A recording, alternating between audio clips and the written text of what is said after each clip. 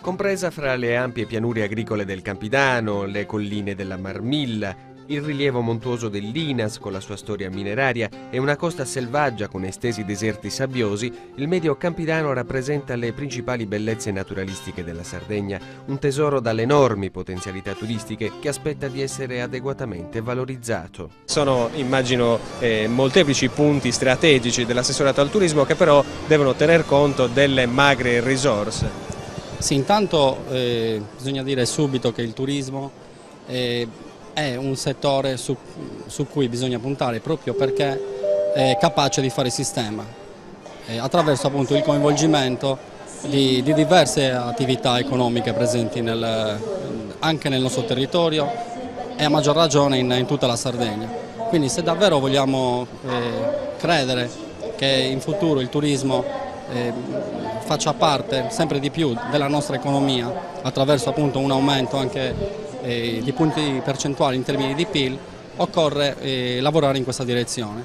Quindi è fondamentale continuare in questa azione attraverso anche le province, perché le province hanno, diciamo, la facilità di avere un contatto più diretto con quelle che sono le esigenze del territorio. Va bene, diciamo, la cabina di regia regionale, però i singoli territori devono avere la possibilità di crescere.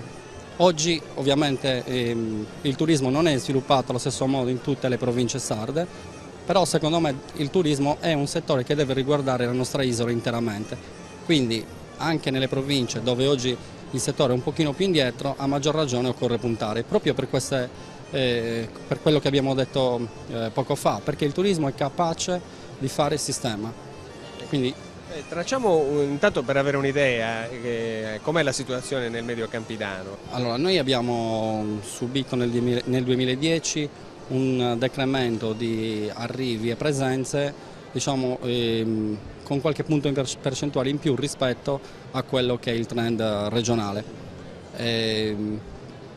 Però abbiamo confermato comunque le regioni, sia a livello di Italia, diciamo, quelle classiche, quindi lo zoccolo duro, quindi il nord, soprattutto il nord Italia, e anche all'estero abbiamo confermato le presenze dei paesi, quelli che scelgono, diciamo, sempre di più la Sardegna, quindi la Spagna, la Francia, comincia a aversi qualcosa anche dei paesi del nord Europa, quindi su questi mercati occorre investire e fa bene la Regione a voler sondare anche altri mercati come quello russo, quindi da questo punto di vista ci trova favorevoli. Dobbiamo anche crescere come numero di posti letto, quindi è necessario anche investire in questa direzione. Adesso ci sono pochi alberghi, molti agriturismo e bed and breakfast. Sì, diciamo che abbiamo poche strutture capaci di contenere grandi numeri. D'altra parte, proprio per come è strutturato anche il nostro territorio, ci sono agriturismi e bed and breakfast che comunque riescono a soddisfare l'offerta, anche se non basta, quindi occorre puntare proprio per accogliere grandi numeri, occorre puntare anche su strutture di più grosse dimensioni. Noi attraverso la cultura rurale stiamo valorizzando il territorio attraverso una formula originale che è quella di riportare il paesaggio di un tempo attraverso la forza lavorativa dei nostri contadini. E oggi dobbiamo dire che dopo 3 anni di investimento in questa direzione siamo riusciti a rendere produttivo il territorio con la collaborazione di 1300 imprese agricole del Medio Campidano, e devo dire che stanno realizzando un paesaggio del periodo medievale con le coltivazioni delle leguminose da granella e da foraggio, che ci mettono quindi a disposizione una cartolina proprio per il turismo che il nostro mondo organizzato del territorio sta portando avanti. e noi intendiamo investire molto sul paesaggio perché riteniamo che sia il valore aggiunto che fa la differenza all'interno della Sardegna e all'interno di quel turismo che molte volte è considerato solo marino.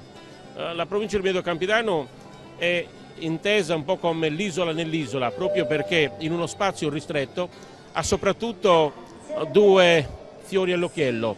Uno è l'altipiano della Giara, ricco di biodiversità animali e vegetali, dove c'è bisogno addirittura per conoscerla ancora di tanto studio, e abbiamo dall'altra parte invece a sud le dune di Piscinas, che sono, devo dire, due luoghi proprio di grande valore naturalistico. Credo che il turismo nostro non può essere confuso con le altre forme di turismo, dobbiamo avere un turismo basato soprattutto sulla forza del territorio, sulla capacità che abbiamo di offrire natura e soprattutto di svolgere attraverso il turismo quella economia degli ecosistemi e quella economia ecologica che credo che sia proprio il futuro della Sardegna. E il Medio Campidano col suo progetto Vive la Campagna cerca proprio di dare una mano non solo ai contadini, non solo ai pastori, ma dare una mano proprio a tutti i settori produttivi del territorio. Ecco, abbiamo capito bene qual è l'obiettivo, qual è l'intento. Ecco, Vivi la Campagna nella pratica come si estrinseca? Beh, diciamo che questo progetto l'abbiamo sviluppato intanto in collaborazione con le amministrazioni comunali, che questo è un dato anche questo significativo, dove 4 parti del progetto sono in capo alla provincia, un'altra parte invece è in capo ai comuni. E questo aspetto ci ha messo in condizioni quindi di coinvolgere i produttori dei 28 comuni, utilizzando circa 5.000 ettari, e questi 5.000 ettari vengono coltivati con le leguminose che in quanto piante laboratorio sono in grado di risanare l'aria attraverso il loro ciclo biologico e nello stesso tempo di risanare il terreno con l'azoto naturale. Questi aspetti devono essere utilizzati soprattutto per valorizzare il paesaggio, i suoi prodotti e per sviluppare degli argomenti di chiusura di filiera. Tant'è vero che attorno a questo progetto noi produciamo del prodotto che è utile per la zootecnia in generale, ma vogliamo fare una prova anche con la mano pubblica per chiudere il progetto del suino di razza sarda, dove pensiamo nel territorio all'alimentazione, all'allevamento, all'alimentazione del suino, alla trasformazione per costituire il tagliere del suino di razza sarda, e tutti questi prodotti vanno all'interno del paniere della Provincia Verde e verranno commercializzati dalla primavera in poi attraverso il mercato rurale e le 3 terre. Insomma, il Medio Campidano punta fra le tante strategie turistiche anche al turismo culturale, in particolare dedicato ai più piccoli. Sì, questo è il secondo anno che noi promuoviamo Satto Può Imparai, così si chiama questo progetto sull'educazione alimentare, sulla ruralità nel Medio Campidano. È un progetto promosso dalla provincia del Medio Campidano, dall'Agenzia regionale Laore, che coinvolge le fattorie didattiche accreditate e i nostri bambini delle scuole del Medio Campidano. È un progetto al quale teniamo tantissimo, stiamo investendo tante risorse e tante energie e pensiamo possa essere una risposta positiva ai desideri del territorio. Tra l'altro è un progetto che si spinge al di là delle scuole e, come diceva appunto lei, va anche a toccare quello che è l'argomento delle attività produttive, del turismo nel territorio, fatto attraverso appunto gli occhi dei bambini e il coinvolgimento delle fattorie didattiche. C'è un elemento nuovo quest'anno che è la costituzione, ed è la prima in Sardegna, la prima rete delle fattorie didattiche. È una cosa molto importante, sono 13 operatori che si sono riuniti, il nome delle fattorie, della rete delle fattorie è proprio prende il titolo da questo progetto, è Satto Può Imparai, e vogliamo proprio identificarlo con il nostro territorio. Pensiamo possa essere una risposta che contribuisce chiaramente allo sviluppo del territorio, e la provincia agisce anche attraverso questo progetto per quella che è la sua competenza, cioè la governance del territorio.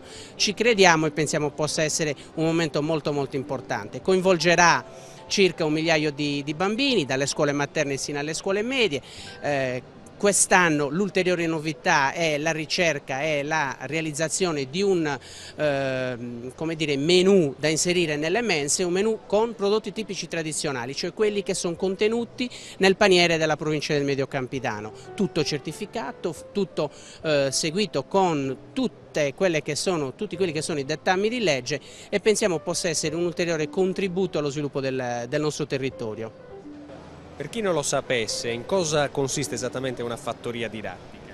Una fattoria didattica è un'azienda che mette a disposizione le proprie conoscenze, quella che è la sua peculiarità. Faccio un esempio: un'azienda che fa il pane in casa mette a disposizione questa conoscenza e i bambini, attraverso una serie di visite in fattoria, vedono per la prima volta, perché poi la realtà è questa, come si fa il pane in casa e come si fa il pane. Ecco, questo è un esempio. Oppure in altre visite si va in un'altra azienda che ha come peculiarità quella della realizzazione del formaggio, di prodotti lattero-caesari, e lì vede cosa succede e quali sono le azioni da mettere in campo per fare il latte, oppure per tosare una capra, qualcosa che comunque attiene all'attività di quell'azienda. I ragazzi già negli anni precedenti hanno accolto con grande entusiasmo, ci sono dei lavori documentali importanti e si vede qual è l'attenzione che i nostri bambini hanno nei confronti di questo tipo di iniziative. È un momento di crescita anche per loro, perché oggi purtroppo la realtà vede i bambini poco a contatto con l'agricoltura, con il territorio, perché di fatto il maggior numero delle ore le trascorrono in casa, e quello di stare a contatto con queste fattorie fa crescere anche i nostri bambini, li accresce anche proprio su quelle che sono le conoscenze sulla realtà del nostro territorio. Ecco, quindi un grande successo già nel primo anno. Quanti bambini, quante scolaresche sono state coinvolte e cosa prevedete per l'anno prossimo, per i prossimi anni, e cosa state facendo qui alla BIT per promuoverlo, immagino anche al di fuori dell'isola? Sì, allora il coinvolgimento è praticamente di tutte le scuole, sono circa, poi c'è una selezione all'interno delle scuole stesse, e sono circa 1000 i bambini che quest'anno parteciperanno a questo progetto. Il territorio è praticamente coinvolto per intero. Dicevo prima, è importante il ruolo che hanno le fattorie didattiche, che con la messa in rete, essersi costituiti in una rete, offrono un sistema praticamente unico, con uno scambio di informazioni sempre continuo, dei costi standard che danno veramente la realtà su quella che è la coesione del territorio. Per quanto riguarda la promozione esterna, oggi lo stiamo presentando alla BIT perché pensiamo che possa essere un progetto che possa essere utilizzato anche da altri e possa all'interno di altre iniziative promuovere quello che noi abbiamo fatto. Il nostro territorio, la provincia, c'è da qualche anno, che ha necessità di essere promossa, contiene tantissime peculiarità, stiamo puntando molto sull'agricoltura e pensiamo possa essere un veicolo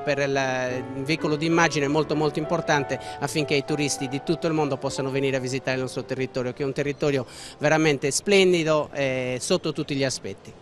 Il Medio Campidano è una provincia ricchissima di attrattive per i turisti, ma vuole essere anche una provincia quanto mai accogliente per il visitatore. Io penso sia importantissimo, perché una delle cose di cui ci accusano spesso è che sorridiamo poco.